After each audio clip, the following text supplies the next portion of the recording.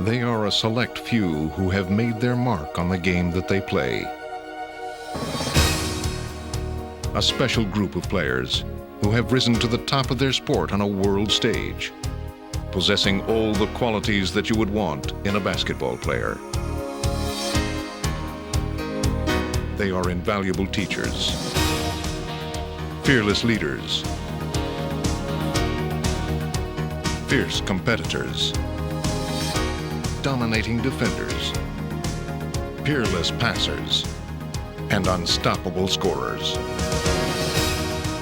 They are hardwood heroes. Pippen's got it! Oh, listen to the crowd! Oh, what a shot by Reggie Miller! Oh, baby! Rebound, Stockton! Ahead to Carvalho! He's got it! He scores! Oh, boy! Oh, have mercy! John Stockton sends the Utah Jazz to the NBA Finals!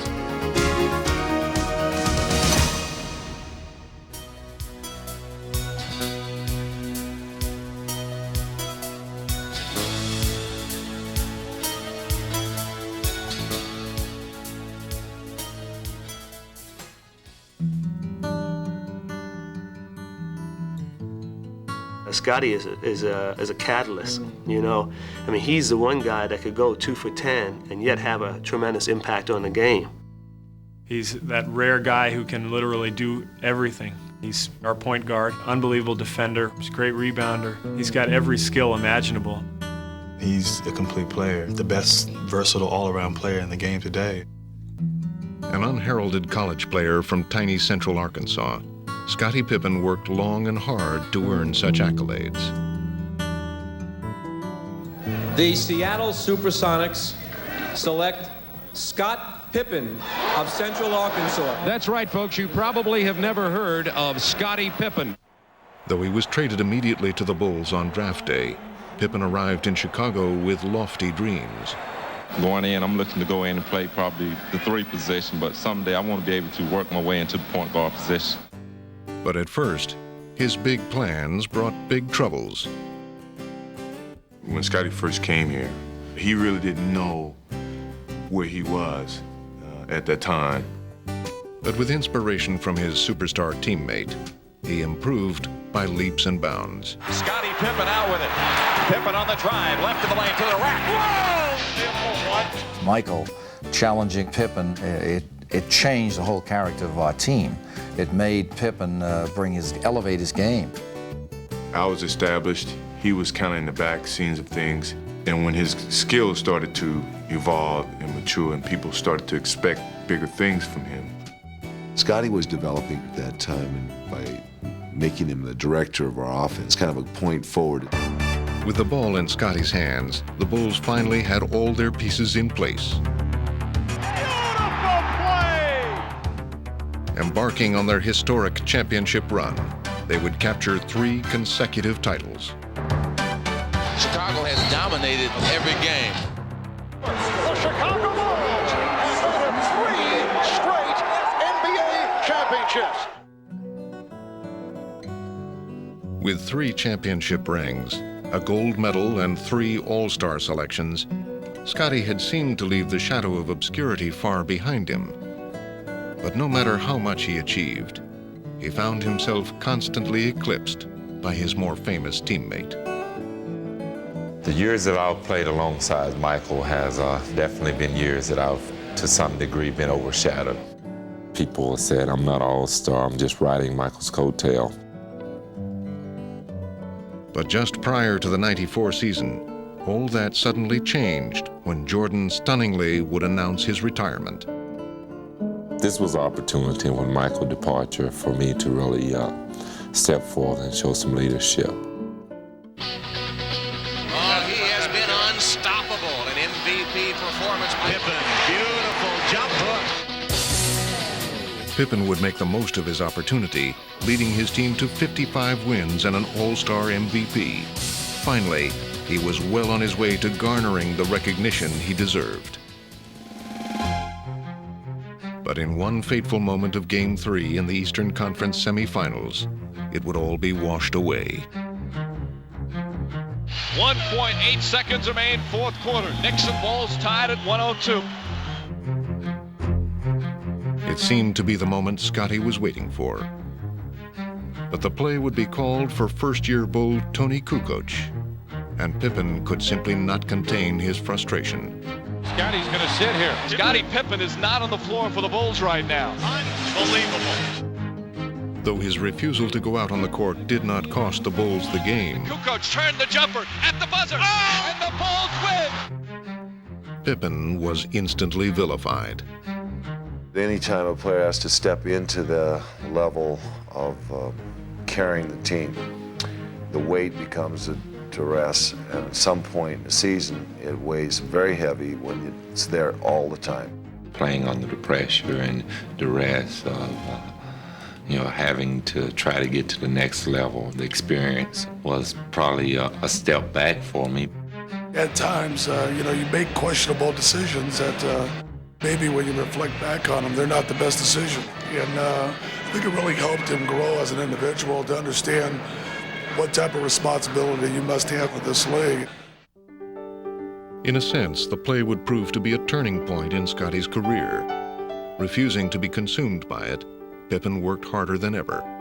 And in the next season, he would lead the Bulls in points, rebounds, assists, steals, and blocks, as he would win back the confidence of his fans and teammates. Ironically, Scotty gained the respect he had always deserved. I'm winding down. Battle. Scotty by Pippen. Yes, and MJ loves it. And when I walked away for the game for 2 years, he was exposed to what I had to deal with, and he didn't have a shield anymore. But Scotty flourished individually. He became more of a mature player. And even Michael's return to the game did not diminish Scotty's newfound status. Hey, Michael on the run. MJ running, shovels, Pippen jams with the right hand. With Michael and Scotty playing as equals, the Bulls would become champions once again and take their place in history as one of the greatest teams of all time. Looking, skipped across, Pippen the steal! Scotty saves it to Tony! He runs inside to get it! The Bulls win! And now, no one doubted Scotty's contributions. I want to take my hat off to the two leaders on this team, Scotty and Michael.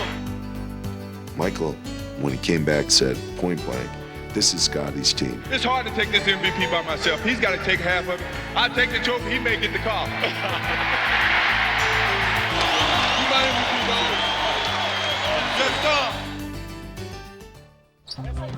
Glenn Rice of the Charlotte Hornets has long been regarded as one of the league's premier shooters, a skill he's been honing since childhood. When I was younger, we had like a park around the corner. Me and my younger brother always used to go up there and shoot baskets at night. That's where I pretty much came up with the theory that if you can shoot the ball in at night, it shouldn't be any problem when the lights come on. As a collegian, Rice shined in the national spotlight as he scored 31 points for the Michigan Wolverines in the 1989 NCAA title game. It's over. Michigan has won a national championship. He had achieved the heights of success. But then also I got a taste of reality quick because I was drafted by the Miami Heat. Joining the NBA's worst team, Rice now had to endure the frustration of losing. But Glenn would take matters into his own hands as he infused the Heat with a new attitude. Rice for three. Bullseye. You gotta love it, Miami. Stand up and cheer. The Heat coming around. I was able to, pass on the winning attitude to the other players on the team, and we tried, really hard to get something accomplished. Miami, how do you like us now? The Heat are in the NBA playoffs. In just his third year in the league, Miami's hotshot had helped the team reach respectability. And in 1995, the future looked even brighter for the Heat as Pat Riley took over as coach. His first big move to make Miami a championship contender was acquiring franchise center Alonzo Mourning. But the trade would carry a heavy price tag as Glenn Rice was shipped to Charlotte. I think in a way I was disappointed for the simple fact that I thought I was going to finish my career in Miami, and it was a surprise to me. But as he had in Miami, Rice would quickly become the heart and soul of his new team. Rice upstairs. Rice a three. Got it! I try to get him the ball from the first second that we start the game all the way through it.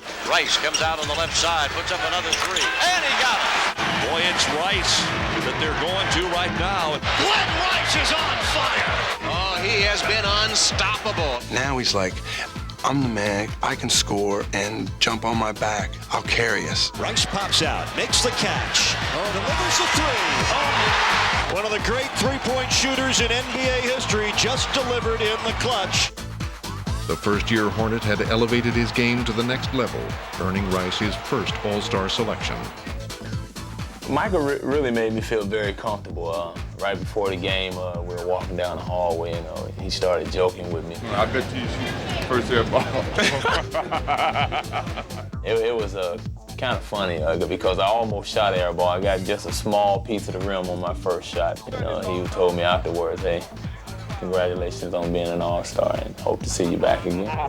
Your first was good, man. I hope you enjoyed it. A year later, Rice's All-Star performance was an entirely different story. All right, go ahead and get hot now. Yeah. Okay. Terrell Brandon, he'll bring it down. A 4-point East lead. Rice left side squares. Oh, 2 for 2. You got him, G-Rice. You can't leave the hot hand wide open like that. Three-pointer again. Yes, he is in the zone. Rice comes back, spins, comes up. 8-footer's good. There it is. He has the record. Proving again that he belongs in the national spotlight, Glenn Rice helped set a new standard for All-Star excellence. And thank you, Glenn Rice, 1997 All-Star Game MVP, setting a record for the most points in a quarter and a half. Few can match the shooting prowess of Glenn Rice, but Reggie Miller, the sharpshooting guard from the Indiana Pacers, is certainly one of them. Miller, a desperate three. Whoa! Right in the face of the defender. Jackson on the bounce with 8. Reggie from the wing. Hit it! Boom, baby! Boom, boom, boom, boom! That's jazzy. Now that's jazzy. Reggie loves the game that he plays. Boys are back in town. And he's not bashful about expressing his emotions or showcasing his skills. Well, when you first step on the court, especially if you're playing in a packed arena on the road, 20,000 people are coming to see you perform. Reggie spots for 3. There she goes. It's like being on stage. You're like Michael Jackson. Miller, a bomb for 3. Got it. He is feeling it right now. If you're on the opposing team and you got Reggie Miller staring you down, it's a scary feeling because he's got the nose for making a big shot. A pitch out to Miller for 3. Reggie Miller with a cold-blooded 3. And the Indiana Pacers have taken the lead. If the game is on the line, everyone knows where the ball is going to end up, and there's nothing that no one else on the other team can do about it. That's the mark of a great clutch player. 5 seconds, 4 seconds, 3. Here he comes, fade away. Yes, Miller hits a big one. With 8/10 of a second remaining, Reggie Miller takes the mound at the stadium in Chicago. Sometimes you like kind of sticking it to other teams. Here's Reggie, here's the turnaround, here's the shot. Good!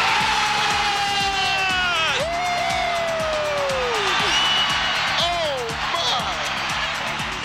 my! As dangerous a sharpshooter as Reggie has been in the regular season, he has been absolutely deadly in the playoffs. He calls it Miller time. Miller to the ball! Reggie Miller! My goodness! They were out of his range in Game 5 of the Eastern Conference Finals. Little did they know, there is no such thing. When I took my first shot in the fourth quarter, and it was a 3, and it was pretty contested, and it went in. I came back down on the next possession and hit another 3, and that's when I started to feel kind of good. And that Knick lead has been trimmed to 8. It seemed like the bucket started to open up a little bit more. There's Miller, swings away, and hits. Reggie Miller is on fire. Miller fires up a long three. That's good. Oh. Reggie Miller from way downtown. And the Pacers go up by 3. Sitting on the bench, you found yourself being a spectator. He just got to the point where he made shots. Reggie Miller hits another 3. An emphatic display of long-range bombing by Miller. I just feel fortunate I was there to watch it. Just an astounding shooting exhibition being put on by Reggie Miller. When it was over, Miller had tormented the Madison Square Garden crowd with 25 fourth-quarter points. The combatants would meet again under similar circumstances in New York 1 year later, and this time, Reggie struck more suddenly as he single-handedly erased a seemingly insurmountable deficit. 105-99, 18.7 seconds left. Miller for 3, and he got it. Reggie Miller with a clutch tray, and it's 105-102. And a steal. Miller retreats to the three-point line and hits again. Reggie Miller has tied the game with 13 seconds remaining. To get a steal and have Reggie have the presence of mind to step back and shoot another 3 blew my mind. And then to have an opportunity to win it in regulation when we were 6 down with 18 seconds to go was something that I totally didn't expect. Unbelievable! Unbelievable! One of the most remarkable comebacks in all of basketball. It was pretty wild in there. How appropriate is it that Reggie's new coach can appreciate his uncanny knack for making clutch baskets? Swing, okay? Come on, guys. This is big time here. Let's go. 1, 2, 3, 2. Whether he's mentally tougher than I ever was, I don't know. If we're the same, I have no idea. It's just that I know he's hit some multiple big shots for us. Miller suddenly alone. Sticks it. Wow. That was a huge shot from Miller. Knowing that I want the ball in my hands as much as possible, especially in late game situation, that kind of takes the pressure off him so he can just say, okay, we're going to drop this play and get the ball to Reggie. Like he used to say in the Celtics, okay, draw the play up and get the ball to me and we'll all go home. Miller has a good look at it. Miller wins it for Indiana. And he waves goodbye to the Suns bench. While Miller can end a game with his lethal shooting, there is another breed of player that dominates in a different way. Here's a steal by Gary Payton. Defense leading to offense. Seattle's main weapon. The best part of basketball for me is getting out there, guarding somebody, and making them fear me. Gary Payton is such a disruptive force on defense. Ball stripped by Payton. They call him the glove so quick. A different type of point guard with the complete arsenal of weapons. He can score, he can post up, he can shoot. He can play one-on-one or he can pass. And Gary Payton is saying, give him the ball. He knows that he's the guy that can get it going. He likes it in games like this when it's on the line. Gary's all-around brilliance has established him as one of the league's best. But there was a time when his commanding performances were not so commonplace. Drafted second overall in 1990, there were high expectations, especially from himself. But the brash rookie was in for a rude awakening. Moore flips it over to Payton. He drives and missed the left-hand layup. When I came in this league, I was arrogant. I thought I can do whatever. Payton with the steal, the drive, and the hoop, but wave it off. Offensive foul on Payton. He was terrible in a sense because he talked more than he played basketball. He tried to intimidate you by talking. First 2 years in the NBA, I just wasn't playing the type of basketball I wanted to play. And I started to hate basketball. Gary Payton had appeared to be slipping into basketball oblivion. But midway through his second disappointing season, a new coach would arrive, and with him, a new beginning.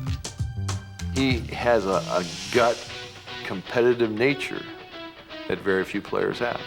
Coach Carl would let his young point guard loose, providing Payton with a second chance. Grabbed by Gary Payton. He wheedles his way through traffic, drives into the lane. Nobody got him. Goes to the glass, lays it in. Next lead by 3, inbound, stolen by Payton. He makes a huge play. I think when Coach Carl came in, it was the right system for me. He let me play the style of basketball I came from Oregon State with. First steps him with the ball. Lead pass to Payton. 2-on-1. Lob in the head. Oh, baby. When that happened, I got more dedicated into wanting to play basketball and making my game better. Set off balance, no foul, outside to Smith. Smith to the ball by Pierce. Sends it ahead to Garrett. Too far ahead, he saves it. Oh! He'll lay it in! Oh, you gotta love that action! Good! Golly, Miss Molly! As I got older and grew up and said, hey, I think about this, you know, I could be a great player, but I'm not gonna get the recognition and all that and be a superstar and play this way just by putting my talent out here. Gary would refine his game, seemingly adding a new weapon each year. When he's got the ball in his hands, you better keep your eyes open at all times, because he will find you. Gary Payton is just showing why he's the complete package. Gary Payton, another cold-blooded three. Payton had evolved into a complete player and the main man for Seattle. This game is about learning every day, and he has matured into a leader. Start from this side. Start from this side. Get over on this side. Leading his team to the finals in 1996, the Defensive Player of the Year showed why he had arrived as a superstar. Payton leading the way, and that little look like, Michael, you're the king, but I'm coming after you tonight. I don't think anyone in the league is more important to their team than Gary is to our team. Payton, ever since I've been in Seattle, has produced 55 wins. Probably will produce 3 60-win seasons. And, you know, people don't understand, in the history of the game, there's probably only 4 or 5 teams that have been able to do that type of winning. Gary Payton has indeed come full circle. I would want people to look at me when I was a rookie in my first 2 years, an arrogant player, and how you have to grow up. And that's what I've been doing. And that's where you get your recognition, and that's where you become one of the elite. While Payton may have had a rough start to his NBA career, other hardwood heroes have had golden beginnings. They once shared the spotlight together, but now Miami's Tim Hardaway and Sacramento's Mitch Richmond play on opposite sides of the country. Still, they spend time together whenever they can and continue a friendship that dates back to their early years with the Golden State Warriors. When I first saw him, my first day at Golden State, I was like, man, that's Mitch Richmond. You know, I was like, hey, how you doing, you know? I'm happy to be here, you know? And we just clicked. Hardaway out of here. And guess who? Mitch Richmond is...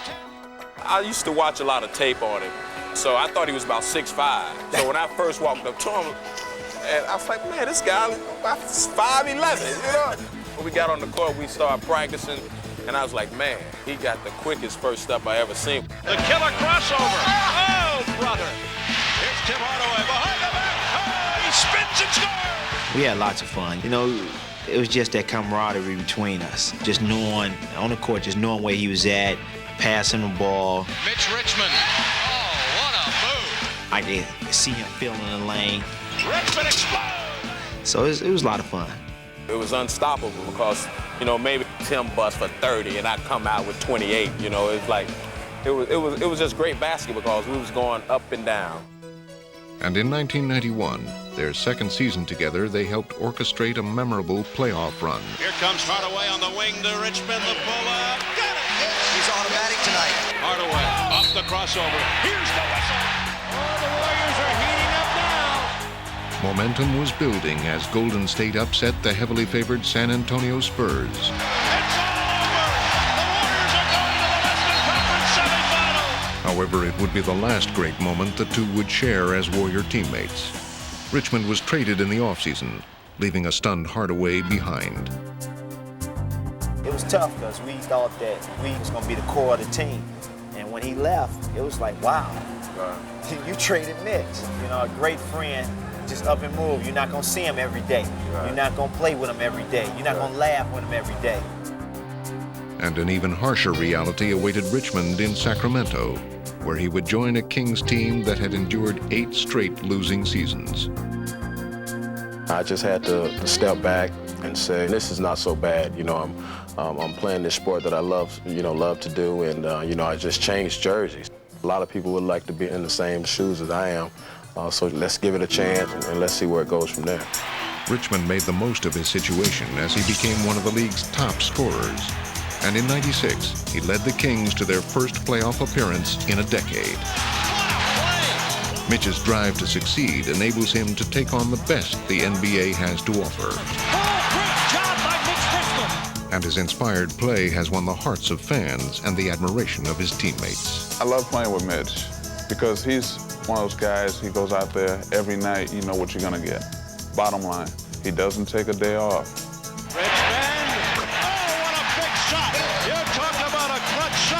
You know, he don't get enough recognition, but if people could see him play night in and night out, they'll see why he's an all-star, why, you know, everybody will want him on their team. While Richmond achieved fame as an Olympic gold medalist, his friend Hardaway encountered difficult times in Golden State. A devastating knee injury would force him to miss an entire season, and when he did return, there seemed to be little killer left in his crossover. Everybody thought Tim had lost a step or lost his crossover when he had knee surgery, and people felt that he was done. Once the pride of the franchise, Hardaway was now relegated to the bench. It was over with. It was over with. And, you know, it just wasn't right there. It was time for me to go. It was time for me to move on. A fresh start awaited in Miami, where Hardaway hoped to rejuvenate his career. I'm just looking forward to a new start. Coming out here, just playing, first of all.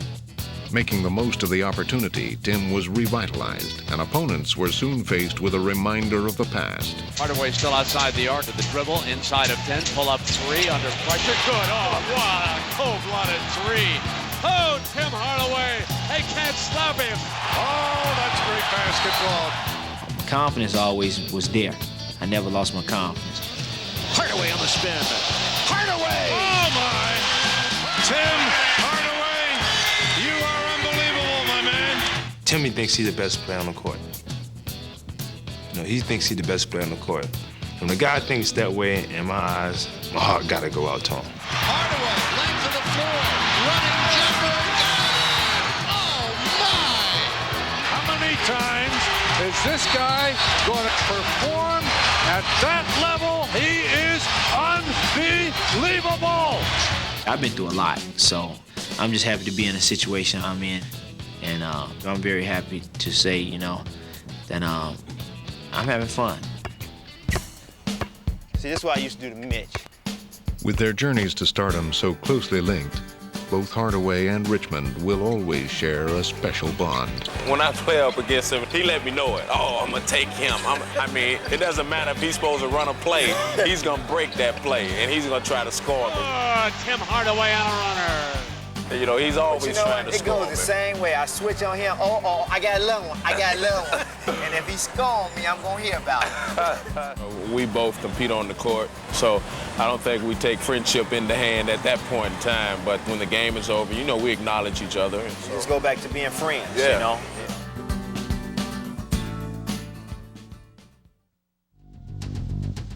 David Robinson of the San Antonio Spurs has always been a player who has shouldered the burden of high expectations. In college, at the Naval Academy, he single-handedly led an unknown Navy team to national prominence. And when he entered the NBA, he faced the daunting challenge of reversing the fortunes of a San Antonio franchise that had won only 21 games the previous season. It's not a bad kind of pressure. I mean, it's just like if they expect you to win, then you got some kind of ability, and that's a good kind of pressure. But the Admiral would single-handedly change the course of the Spurs. Nathan Robinson on the alley-oop. In it goes, and this time Robinson beats the double team and counting with the foul. Oh, my! In one short year, he led the Spurs to the greatest turnaround in league history as San Antonio won 56 games, while Robinson captured Rookie of the Year honors. David is the most athletic center ever. He's got the speed and the quickness of a guard and the body of a big guy. He's just awesome. A brilliant play by David Robinson. He would prove in the years to follow to Each year, you still think, man, I got to get better. I got to do something to improve my game. And as I worked, I just learned more and got better and better. To the Admiral. And he became not only a presence on the court, but off the court as well. I think it's a great opportunity to just stand up and be counted, be an example, and impact some other people's lives. Sometimes trouble comes looking for you. And that's when you have to stop, think, and find a way to not let it get you. Peace. By 1995, Robinson was now one of the league's most popular personalities and top players, and he would lead the Spurs to their best record ever while gaining the league's highest honor. David Robinson represents for us the commitment to team, to principle, and to community. Congratulations, David Robinson, 1995 NBA MVP. But instead of a storybook ending, the Spurs found themselves eliminated in the playoffs by the Houston Rockets and Robinson's chief rival, Hakeem Olajuwon. Robinson is saying, what must I do?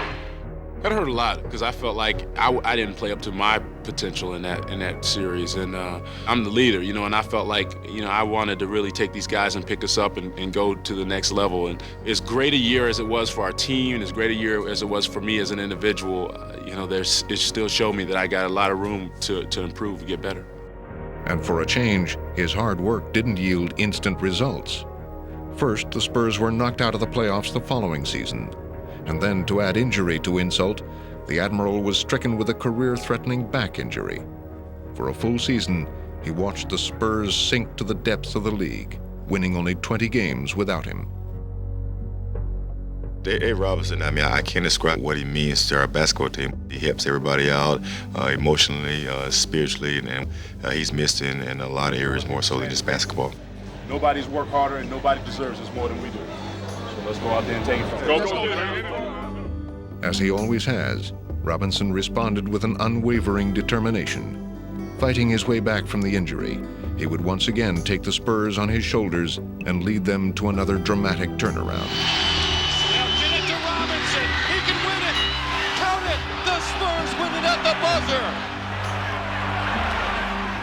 With San Antonio once again considered one of the NBA's elite teams, David has renewed his quest for the ultimate goal. You strive to be the best, and the one main challenge for me is being able to step through and win the championship. That's where my heart is set. And as Robinson strives for the NBA's ultimate prize, he knows that his destiny lies in his own hands, and his approach to the game and to life will never change. In Detroit, another classy veteran has been carrying the mantle for his team for 13 years. The Pistons' Joe Dumars. The team morale leader. He is the heart of this ball club. In the mid-'80s, the Pistons were looking to forge a new identity, and Joe Dumars would help provide one. What they needed was some young energy. They needed some defensive presence, and that's what I tried to bring when I first got here. And he would do just that. Swipe by Dumars. Trying to drive him, he does, and he hits it! Magic again, posting up. Great defensive play by Dumars. With Joe spearheading the Pistons' airtight defense, Detroit would develop a reputation as the league's toughest team. Swarming defense, they just don't stop coming at you. In a few short years, they had become one of the best teams in the NBA. Who are these guys? They're championship contenders. The quest for a championship was nearing completion, and Dumars would see to it that the Pistons would win their first title as he dominated the Lakers in the 1989 finals. He can do no wrong. It is Dumars' domain tonight at the Palace. Came out and he showed us what Joe Dumars is all about. Dumars was no longer the best player you never heard of. His finals MVP performance had thrust him into the spotlight. Dumars does nothing but put the cap on a tremendous performance. There's absolutely no feeling that I can even explain to you. The night we beat the Lakers, it's like an out-of-body experience. It was an absolutely awesome feeling. Joe recaptured that feeling the next year as he helped the Pistons shake off a talented Portland team. And he filled it up. Is that a huge hoop or what? Well, they better go back to the blackboard on Dumars. When Detroit was winning the championship, I thought he was a cornerstone of that team because he did so many things to make them better. Still champions of the world. The Pistons repeat. In those championship seasons, Dumars was woven into the Pistons' team-oriented philosophy. But Joe was in for a change. he would now have the sole responsibility of keeping Detroit competitive. As one by one, his teammates left him.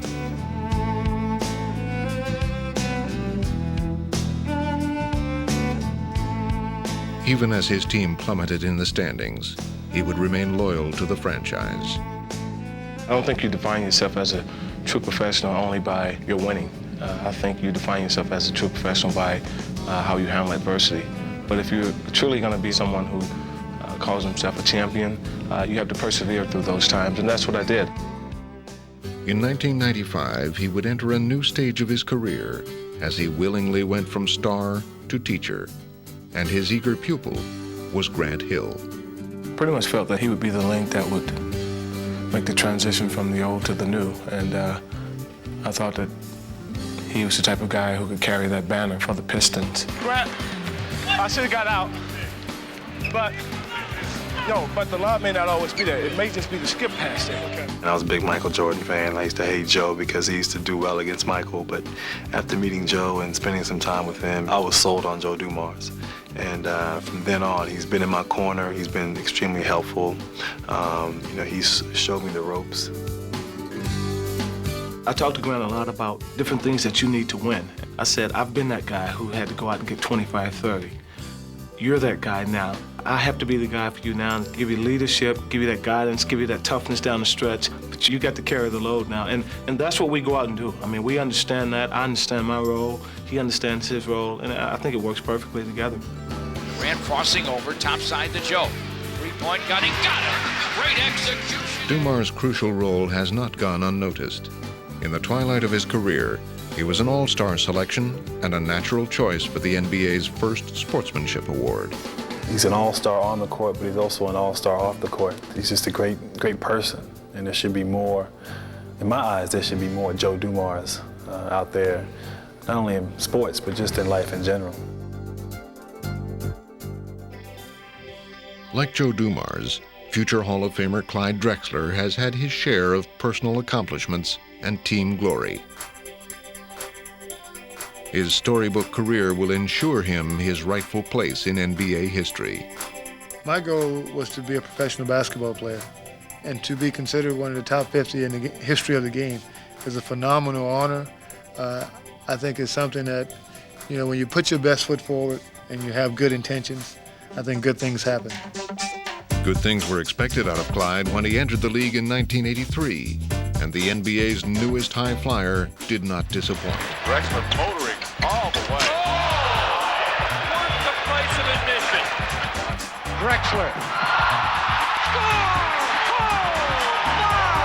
You go back and you look at some of the things he did, those were just incredible physical feats. I mean, I had a lot of talks with Clyde, and I said, there are some times when there are two big guys back there where maybe you can't go in there. And he looked at me shocked. I take what I want. It's a rebound, Robinson. Courtland pass, Drexler, he's open, he scores! At times, it seemed like Clyde's incredible highlights overshadowed what really drove Drexler in the game of basketball. It's good! The thing that was most interesting about Clyde was not his athleticism that was obvious, but it was his desire to win. I don't think that anyone really understood how much he disliked losing. Drexler's fierce competitiveness helped make the Blazers championship contenders. And in his 7th season, Clyde led the Blazers to the 1990 finals. But they would lose to their more experienced opponents, the Detroit Pistons. There would be more hardship the next year, as Portland would bow out to Magic Johnson's Lakers in the Western Conference Finals. Blazers in 6. The Lakers win 4 games to 2, ending Portland's bid for a dream season here tonight, 91-90. The Blazers would regroup and return to the finals in 1992. Awaiting Clyde was the ultimate challenge and his closest counterpart. Michael plays the same position that I play, and for years we'd battle. And for me, competition is what I thrive on. In this marquee matchup between the league's 2 premier guards, Clyde made a bold statement, but Michael would have the final word. 3 again! No! Michael, good again! Oh my When you think about being the best team in the world and you're that close to it, it's tough, and those are opportunities that you may never get again. The prospects of returning to the finals ended when the Blazer team built around Drexler was dismantled. Clyde was now faced with the reality that he might finish his career without a championship ring. And it soon became clear that Clyde would bid farewell to Portland. And going back to Houston, the place where I grew up, where I went to college and all my family's there, that was like going home. When the trade actually went through, it was hard to believe, because in the back of my mind, I knew that something special was going to occur. And from the moment he stepped on the court as a Rocket, Drexler's mission was clear. Here's Drexler on the run. Drexler! Ellie sees Drexler underneath. Oh, he passes the touchdown. Yeah, look at the Clyde. There it is. There it is. There it is. Goal! There it is. Drexler wins it. There it is. Drexler wins it. Heading into the playoffs, Drexler would continue to give the defending champs a much-needed boost. He was playing terrific ball for us. He had a terrific playoff series. Utah, he had a terrific series. David Benoit's on him now. Drexler goes right around. Benoit slams it home. And with each playoff games, each series, he was getting better and better. Drexler's will to win helped the Rockets avoid elimination an incredible 5 times en route to the NBA Finals. We had been through so much, and you always need something else to push you. And he stepped up big time right when we needed it. Clyde had helped the Rockets defy the odds, and now he was going to seize his opportunity. The guy worked hard, and that right there showed me how bad this guy really wanted to win, because he knew that that was his last time getting to the finals probably, and he had to take advantage of it. A determined Drexler played with desperate intensity. It was an emotional time. I knew he felt he was getting close to the ring, and I felt for him. Clyde Drexler, this is his championship. Drexler slams it down. It's over. It's over. The Houston Rockets are the NBA champions for the second year. This was the 3rd trip to the finals, and the 3rd time was the charm. This was great. How sweet it is. It's a feeling of exhilaration. It's been like a storybook ending. Actually, I was so excited I didn't really know how to react. Hold on. He ain't getting serious. Hey. That's his first. That's his first. Yes, sir. His first. Okay. I had to come here. Time and patience have rewarded Drexler and put him on the mantle that he belongs on in terms of being a great ambassador for the sport, a great talent, and a champion. Often, just reaching the finals is the ultimate goal for many players. Unbelievable! John Stockton! John Stockton! It's over! The Jazz win it! We're on our way to the World Championship! But for John Stockton and Karl Malone, it's just one achievement in the long list of many. Stockton is the NBA's all-time leader in assists and steals. Malone, the league's most valuable player. And together they have shared 2 Olympic gold medals and an All-Star MVP. But to fully appreciate their greatness, you have to look back at their humble beginnings. The Utah Jazz select John Stockton of Gonzaga University. The Utah Jazz select Karl Malone of Louisiana Tech. Although they seemed an unlikely duo, they actually have quite a lot in common. Arriving from small, unheralded schools, they would both redefine their positions in the NBA. John Stockton is a pure point guard, the great decision maker, the artist, the finesse. He has the imagination. For him, it's a dance. It's an art. Stockton all the way! Stockton to the hoop!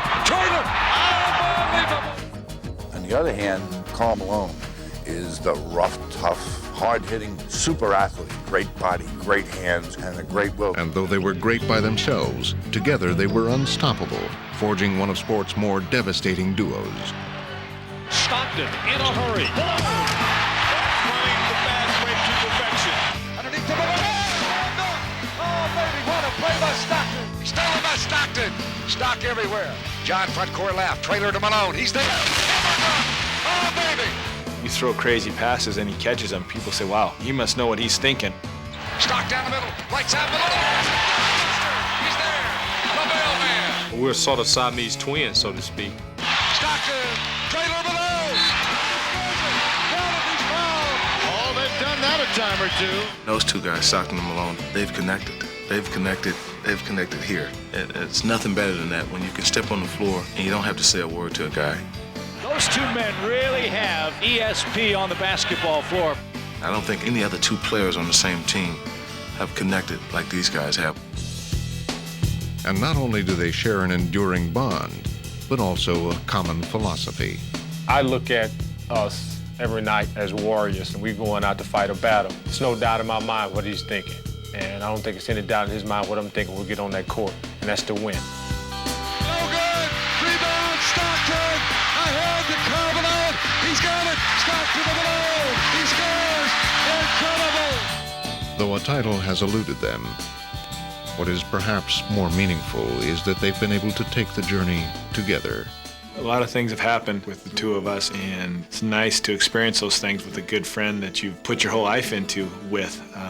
We won and lost a lot of games together. We've been through a lot together, and really wouldn't change anything. That's a dynamic duo again of Stockton and Malone. And as a result, they've developed a relationship they will treasure for the rest of their lives. When we're gone from this game of basketball, I think when you mention one, you're going to mention the other one.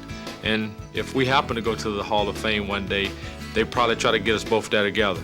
And I think it's great. I hope that whatever happens to us after we're done playing, I hope that there's a lot of times for Stockton-Malone combination to get together again.